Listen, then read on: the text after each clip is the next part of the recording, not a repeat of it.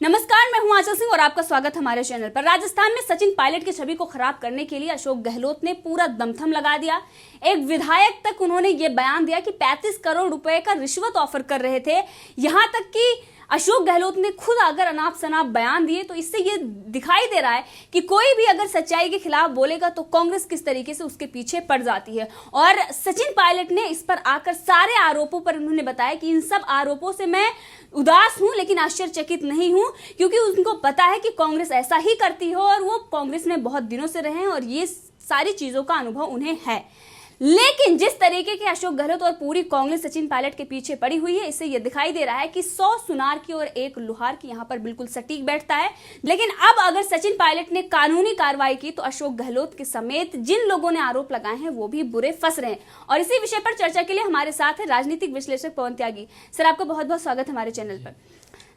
Sir, Sachin Pilot पर जो आरोप लगे और अब सचिन पायलट ने जो पलटवार किया है, आपको क्या लगता है कि जो अशोक गहलोत ने कहा वो सही है, या सचिन पायलट ने जो बताया कि इस तरह के जो बयान दिए गए हैं वो छवि खराब करने के लिए की गई है और कांग्रेस ये पहले से भी करती आ रही है, इसीलिए उन्होंने कहा कि मैं कोई उदास हूं लेकिन आश्चर्यचकित नहीं हूं?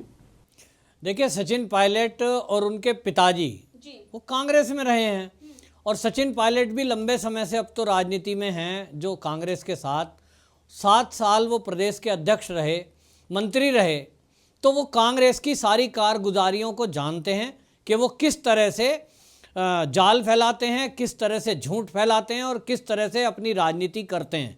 तो इसलिए उन्होंने कहा है कि मैं आश्चर्यचकित नहीं हूँ, क्योंकि मुझे पता है कि वो झूठ बोलना कांग्रेस के नेताओं की फितरत में है। झूठ को किस तरह से प्रचारित करना है, मीडिया का कैसे यूज़ करना है, कैसे स्क्रिप्ट लिखनी है, किस तरह से जाल फैलाना है, वो सब हथकंडे जानते हैं, क्योंकि वो कांग्रेस में आज भी हैं।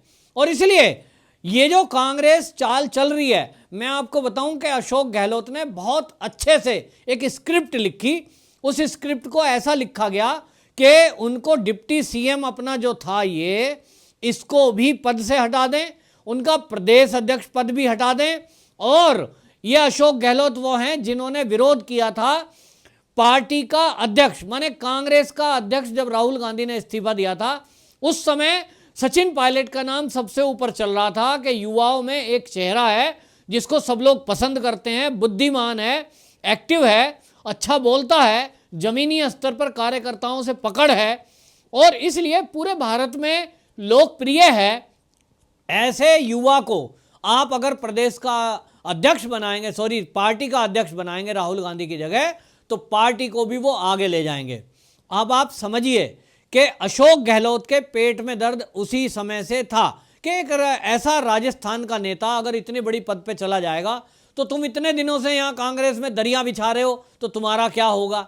और इसलिए उन्होंने वहाँ से स्क्रिप्ट लिखनी शुरू की कि ऐसा कुछ करें ताकि ये पार्टी में अध्यक्ष या उपाध्यक्ष भी ना रह पाएं।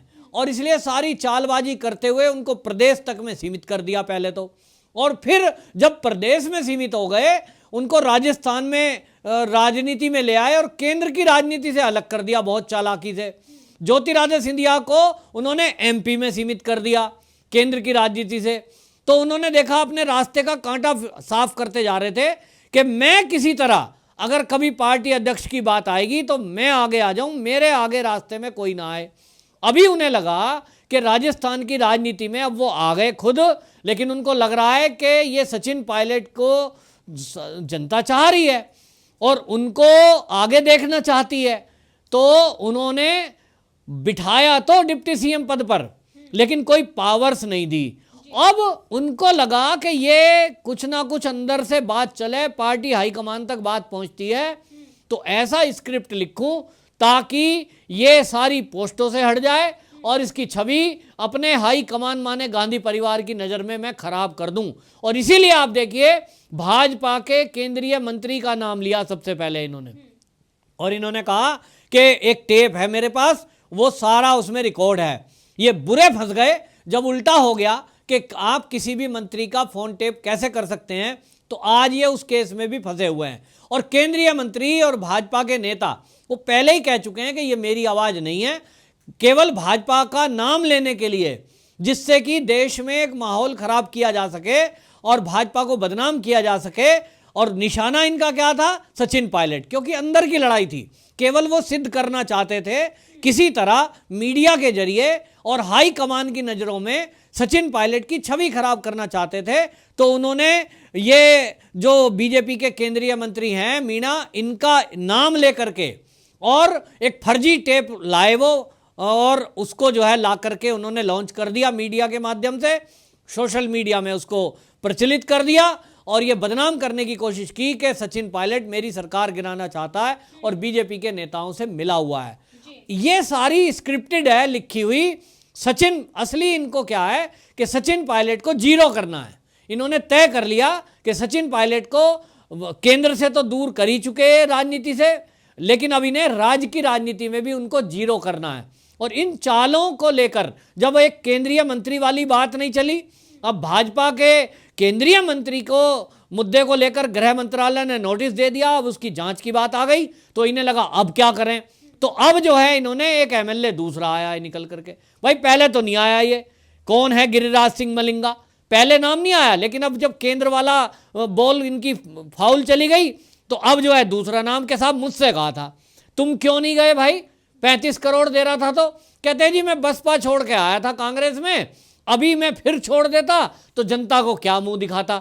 भाई तुम मुंह दिखाने लायक तो पहले ही नहीं है कि बसपा जैसी पार्टी, उसके बेस पे तुम जीत के आए, तुमने बहन जी के नाम पे वोट ली, तुमने दलितों को ठगा, और आज तुम ठग करके तुम पैसे के लालच में स्वीकार कर रहे हो कि मैं छोड़ करके कांग्रेस में आ गया था।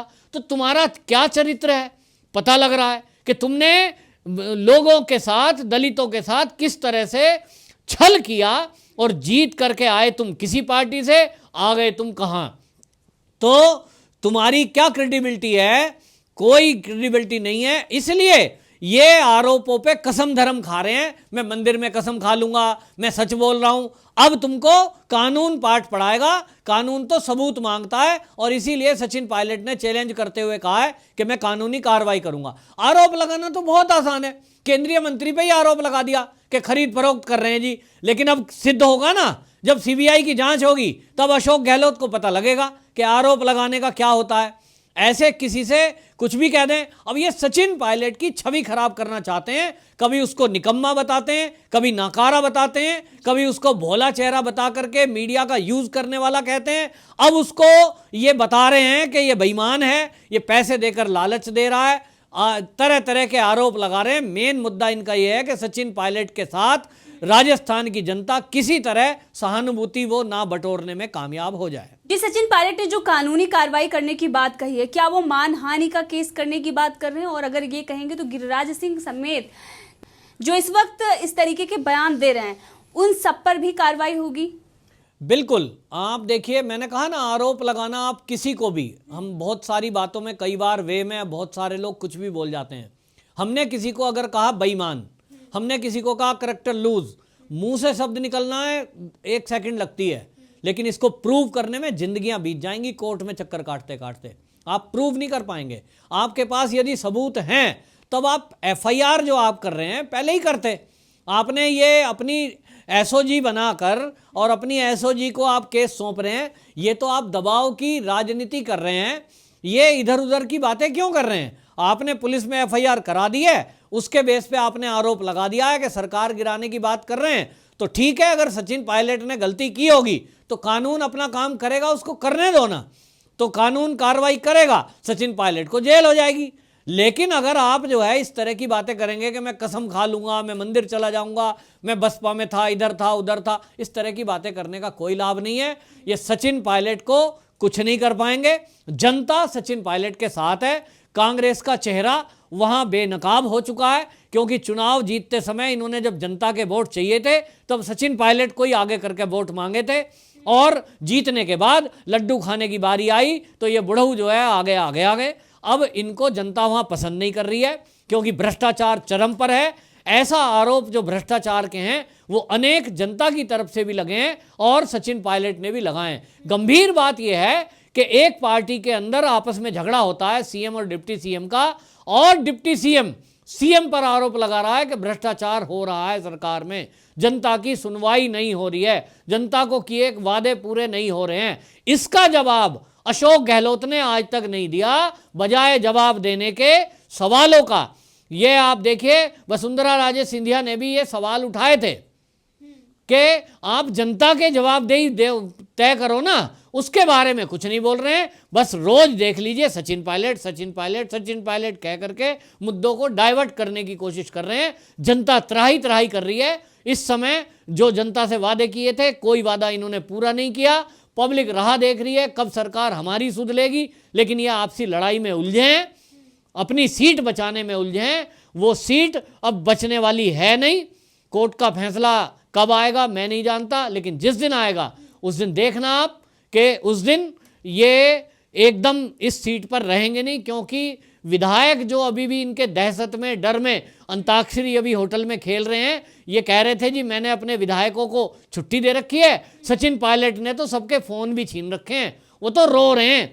भाई हम ये पूछ रहे हैं कि जब वो दूसरे खेमे के हैं और वो सचिन पायलट के साथ हैं, तुमको कैसे पता लगा कि उनका फोन छीन लिया? तुमको कैसे पता लगा वो रो रहे हैं कि हंस रहे हैं? तो आप बेमतलब की बातें कर रहे हो। क्या आपने कोई सैटेलाइट फिट कर रखी है उस होटल में भी? आपके इतने तगड़े जासूस हैं क्या कि आप सबकी जासूसी करा लेते हो? बिल्कुल। वहीं पर उमर अब्दुल्ला ने एक ट्वीट किया है। उन्होंने भूपेश बघेल को टैग करते हुए कहा कि मेरे वकीलों का सामना करने के लिए आप तैयार रहिए। एक तरफ राजस्थान में कांग्रेस की जो मुश्किलें बढ़ गई हैं, वहीं पर उमर अब्दुल्ला ने जो ये ट्वीट किया है, क्योंकि ये दिखाया जा रहा था कि सचिन पायलट और उमर अब्दुल्ला की जो रिश्तेदारी है और उनकी रिहाई को लेकर इस तरीके के वो कदम उठा रहे थे और बीजेपी से जोड़कर दिखाया जा रहा था, तमाम तरीके की थ्योरियां पेश की जा रही थी। लेकिन अब उमर अब्दुल्ला ने इस पर बताया कि मेरी रिहाई से लेना देना कुछ नहीं और मैं ऐसे झूठे और घटिया आरोप सुनकर मैं तंग आ चुका हूं। अब मैं कानूनी कार्रवाई करूंगा।